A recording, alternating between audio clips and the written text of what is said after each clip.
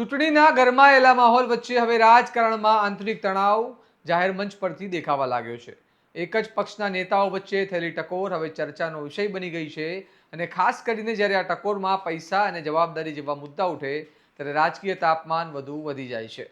ભાવનગર જિલ્લાના મહુવા તાલુકામાં બનેલી આવી જ એક ઘટનાએ સમગ્ર રાજ્યનું ધ્યાન ખેંચ્યું છે.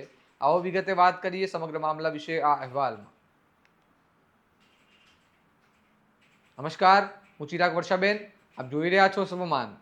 ભાવનગર જિલ્લાના માળિયા ગામે યોજાયેલા સમૂહ લગ્ન સમારોહ દરમિયાન ભાજપના મંત્રી પરસોત્તમ સોલંકીએ જાહેર મંચ પરથી જ પોતાની જ પાર્ટીના મહુવાના ધારાસભ્ય શિવાભાઈ ગોહિલ પર આકરા શબ્દોમાં નિશાન સાધ્યું.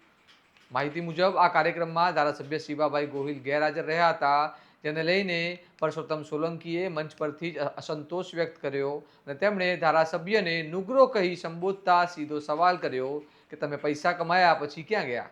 આ નિવેદન બાદ સમગ્ર કાર્યક્રમમાં એક પ્રકારની સનસનાટી ફેલાઈ ગઈ.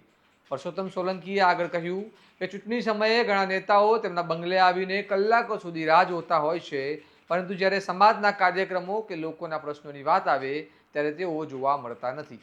તેમણે નેતાઓને સ્પષ્ટ સંદેશ આપ્યો કે માત્ર ચૂંટણી વખતે જ નહીં પરંતુ હંમેશા લોકો વચ્ચે રહેવું જોઈએ અને સમાજ પ્રત્યે પોતાની જવાબદારી નિભાવવી જોઈએ.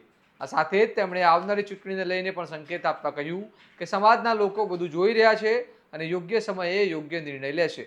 અને રાજકીય વર્તુળોમાં એક પ્રકારની આડકતરી ચેતવણી તરીકે પણ જોવામાં આવી રહ્યું છે.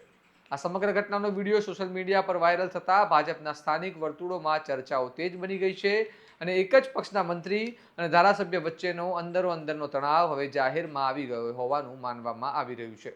એકંદરે જોવામાં આવે તો આ ઘટના માત્ર એક નિવેદન પૂરતી સીમિત નથી, પરંતુ પક્ષની અંદરની રાજકીય સમીકરણોને આંતરિક મતભેદોને પણ બહાર લાવે છે. અંતમાં સવાલ એ છે કે શું આ નિવેદન બાદ ભાજપમાં અંદરખાને કોઈ રાજકીય ફેરફાર જોવા મળશે? શું ધારાસભ્ય શિવાભાઈ ગોહિલ તરફથી કોઈ પ્રતિક્રિયા આવશે અને શું પક્ષ આ મુદ્દે કોઈ સત્તાવાર કે કોઈ સ્પષ્ટતા કરશે? હવે નજર રહેશે આગામી દિવસોમાં આવનારી પ્રતિક્રિયાઓ પર. અને આ મામલે તમારું શું માનવું છે અમને કમેન્ટમાં જણાવો.